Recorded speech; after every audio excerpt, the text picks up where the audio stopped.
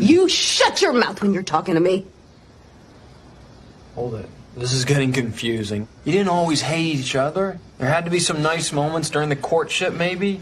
Or the wedding? The wedding had to be fun. You get the have your families decorations, together. families coming together. That's a nice moment. What'd you have to eat? Crab cakes. Are you kidding me? Crab cakes? How could you not have a good time eating crab cakes? I love them. And They're you got phenomenal. a band? Did you have a band? Yeah. Good or bad? Who gives a It's a great band. It's a bad band. It's like pizza, baby. It's good no matter what. There's music in the air. Shout, you hate it. A little bit hey, shout now. Jump up and shout now. It's a good time. Do you know what I mean? Yeah. Rubbing up against each other. Just a couple of kids trying to make it honest. I get it. Guys, the real enemy here is the institution of marriage. It's not realistic. It's crazy. And don't do this for the other person. It's about saying yes to yourself and saying yes to your future. Say yes. And have some opportunity.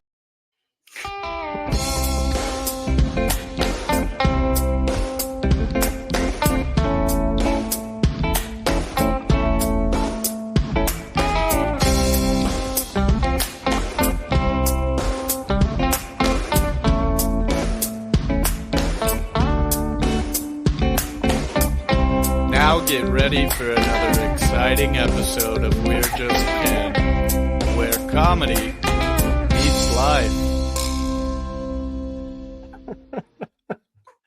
Ben, we're rocking and rolling with the studio quality these days. I'm telling you, that new song with the new voiceover by your brother, that's pretty good.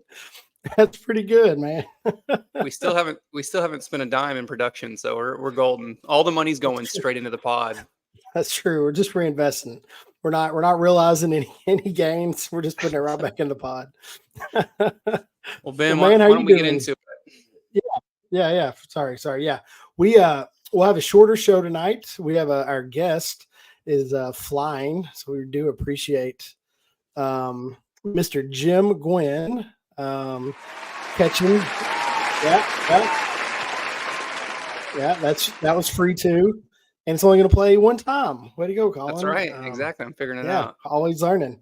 But yeah, Jim is a old friend of mine from good old Graham, Texas. He was a fellow Graham steer. Went out to ACU, played a little baseball, football out there.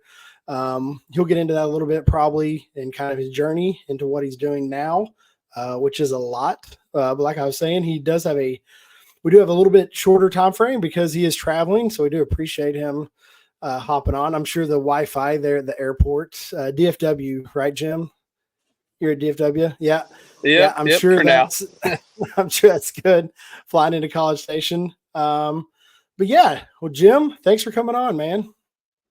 Yeah, guys, thank you so much for having me and all that y'all do. So kind of weird doing Graham Steers with also the Longhorns. You can't do that in College Station. So yeah, that's right. Only here on this pod. Especially since they're in the same conference again. You can't go. You can't do that. Can't do horns down. Very, very true. Had to clarify that. It's a Graham Steers, not a Longhorn. Well, Jim, like I said, we got a shorter show. Why don't you tell us, our audience, just a little bit of backstory?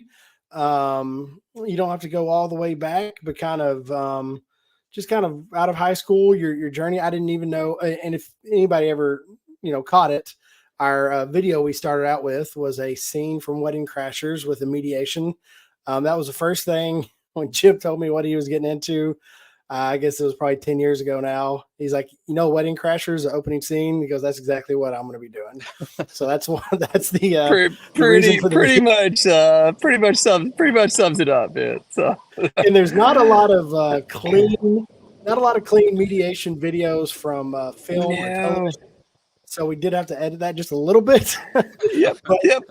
Tell us about that. I know you got your bachelor's and your master's and doctorate from ACU, I believe. So correct me if I'm wrong. Yeah, just tell me kind of a little bit about that journey and kind of what you're doing now.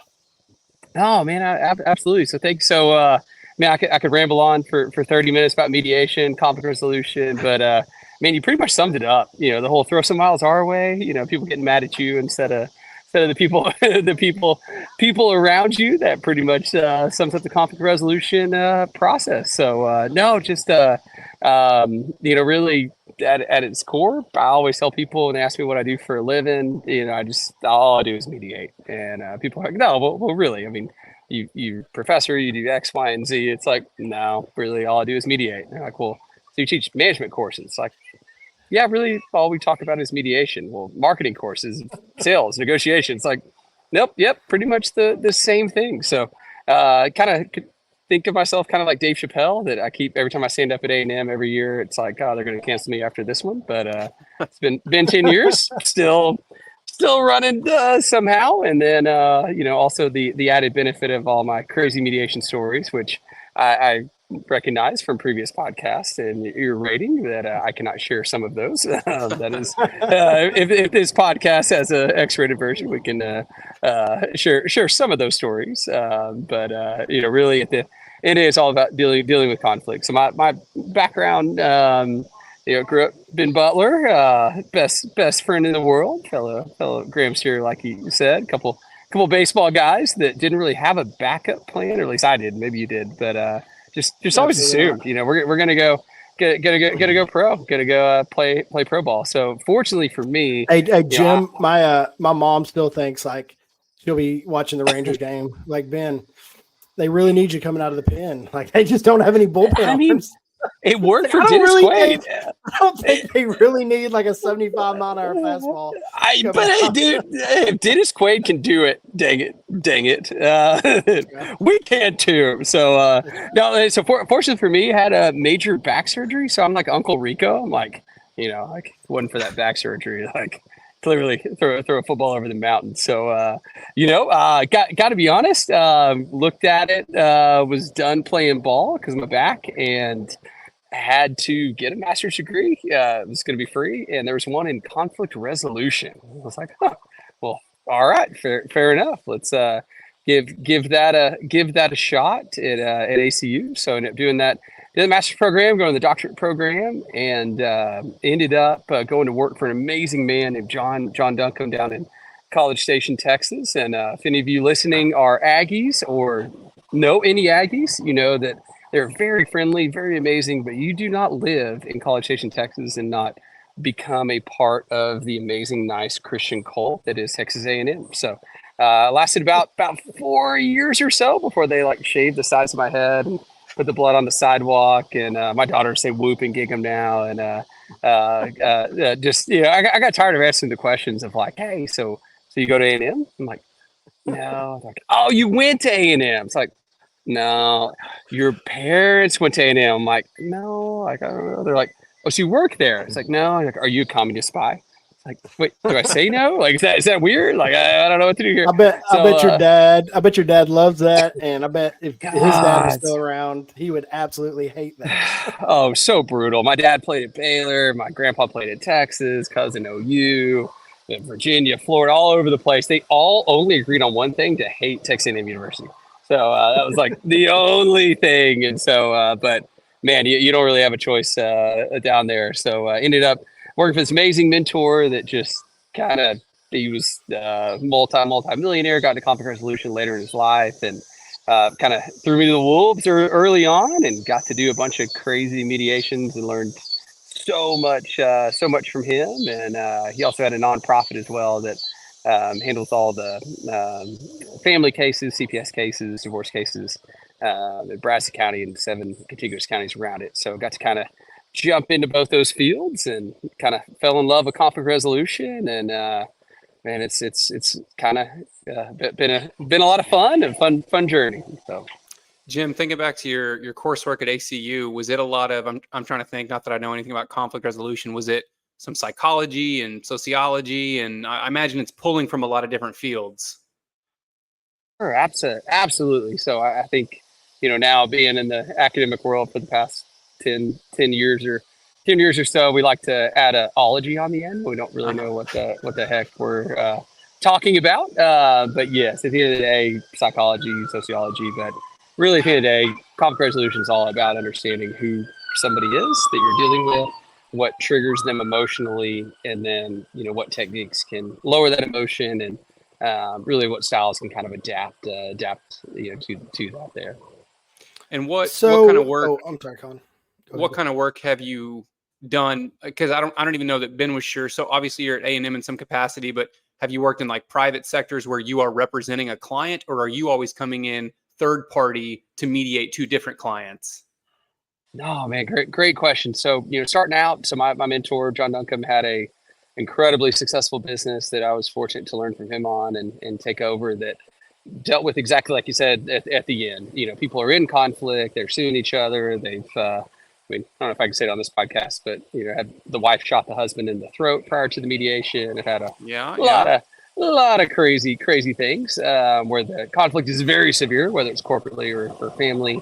And they come to you to resolve it before it goes to court.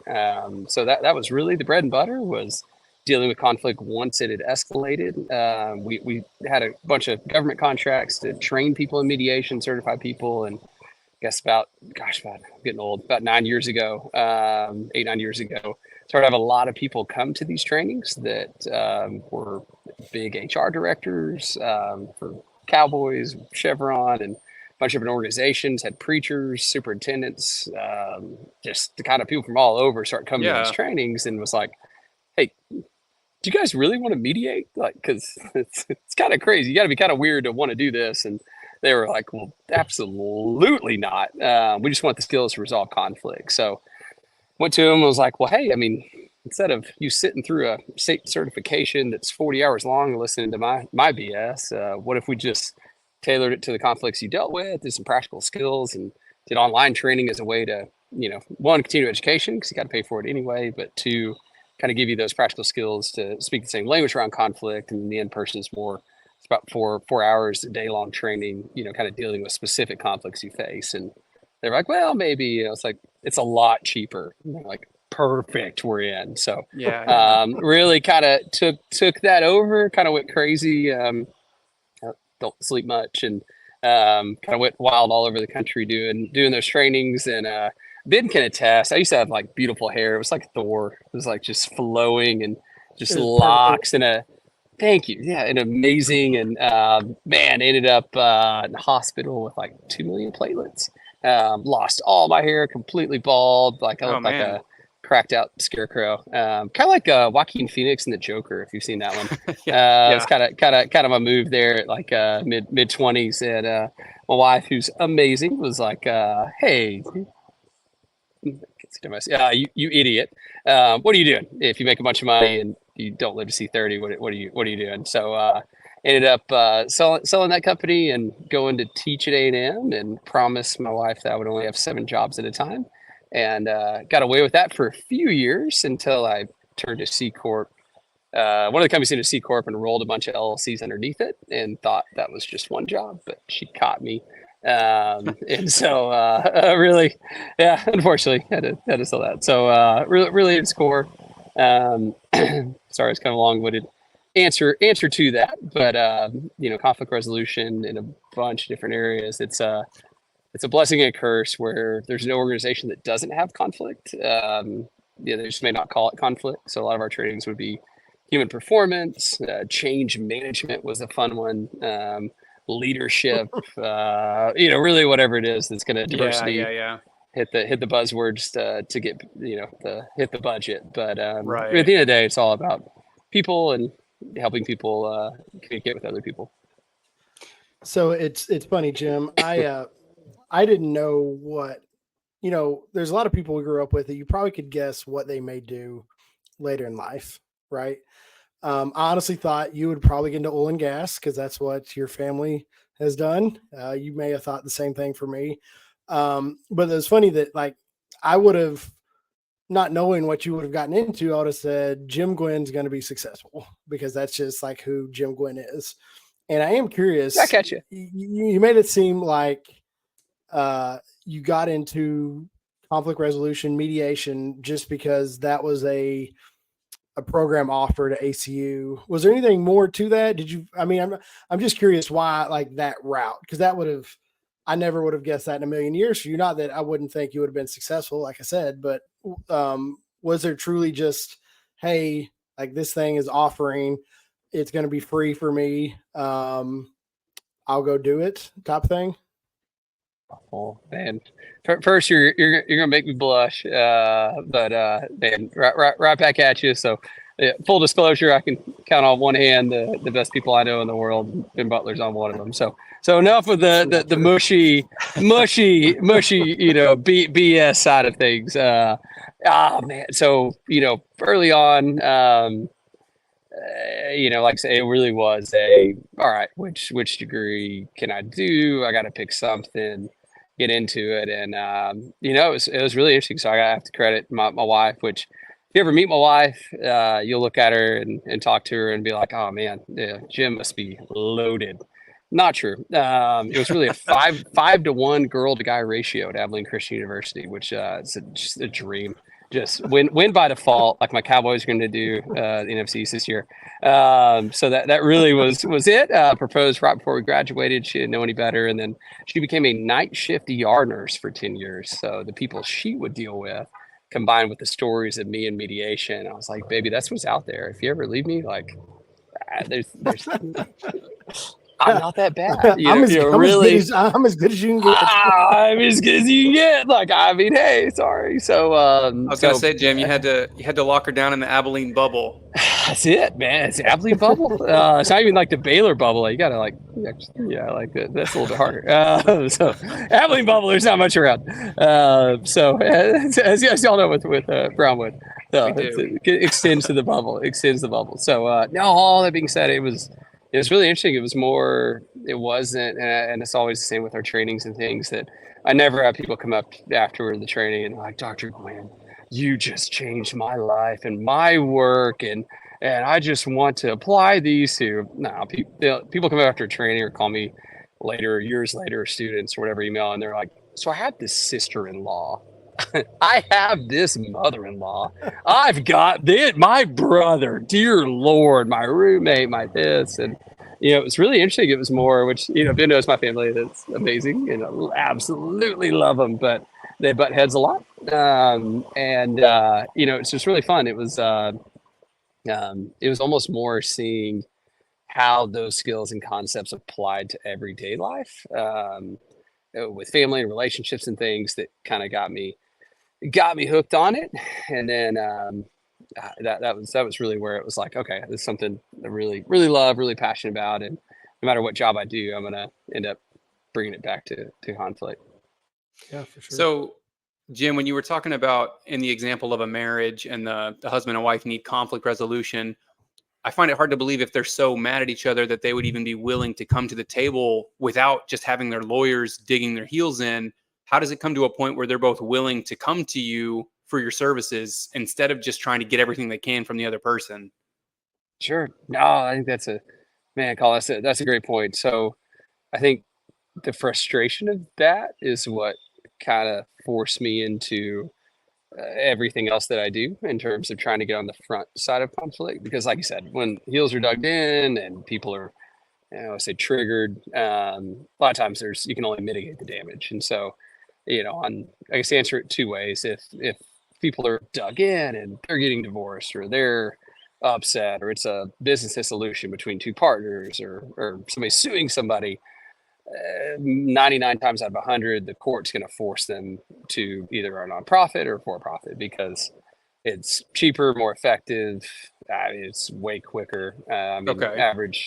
Average case, even in our counties, is 6 months. In Dallas, you're looking at anywhere from 9 to 11 months to get in front of a judge, unless it's a CPS case. And so, most judges are going to force mediation in business or in family, just because it gets it off their docket.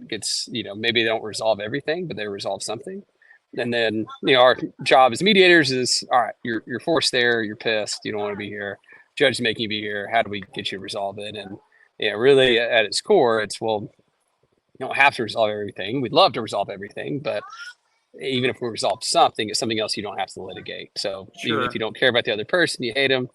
Now, in the family case, it's a little different. Hopefully it's that, hey, you may hate that other person across from you, but what's best for your kid. At the end of the day, let's think about them. What can we do to at least team up to think about that component? On the other side of the coin, in terms of predicting conflict, I think like you mentioned, best thing you can do is don't get your heels dug in. How can we get to it on the front end, whether it's equipping people with same skill sets to be able to resolve that conflict before it escalates, or when it escalates, it's, hey, let's diffuse it and at least kind of talk rationally. Do you try to figure out, Jim, you were talking about reading people, do you try to figure out what they actually want versus what they say they want? Because I imagine if you can figure out what they actually want and get both sides to give a little bit, then problem solved. Is that about right? Oh man, you're gonna make me nerd out and miss my flight. So No. This is my no. This is my passion, the whole Okay. side of things, and somehow I got convinced to write a book that comes out in February on it. But Okay. Congrats, man. no, thank you. So just the end of the day, it's all my BS. I've already written it down, so might as well throw it on something, and got a really smart co-author that's written a bunch of good books. So gonna put his name on it and hope for the best. What's the name of the book, Jim?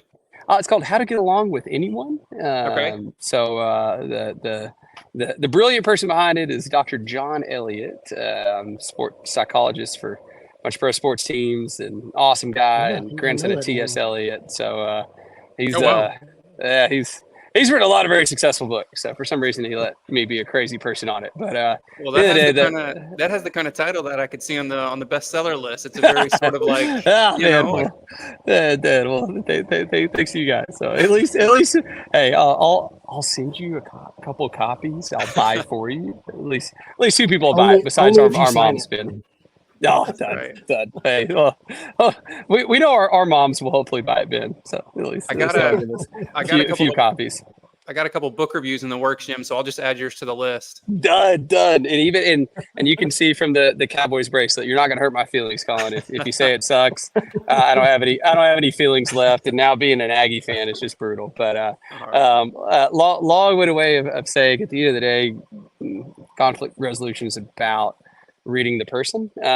So understanding what they're triggered by, whether it's task, process, or relational conflict, whether it's getting things done, how to get things done, or it's the people around them. And so identifying what a person's triggered by, and then once they're triggered, what their default handling approach is. So some people, once they're, they can be as nice as can be, but when they're triggered by something, they're very direct, very blunt, very intense. Other people are unbelievably introspective. They want to ask a million questions, can't be rushed, but once they settle on something, they're unbelievably stubborn.